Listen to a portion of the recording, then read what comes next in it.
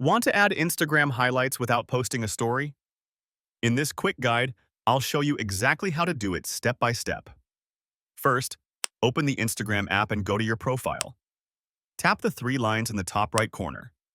Scroll down to Who can see your content, then tap Hide Story and Live. Now choose Hide Story from and select all your followers. This way, your story will be completely hidden. Next, tap on your profile picture to add a new story.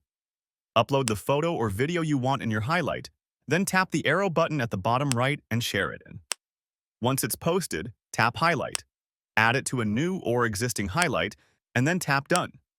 Your content is now saved to highlights, but since your story was hidden, nobody saw it live. Finally, don't forget to change your privacy settings back. Go to Hide Story and Live, and deselect your followers so your future stories will be visible as usual. And that's it. You've successfully added Instagram highlights without posting them publicly to your story.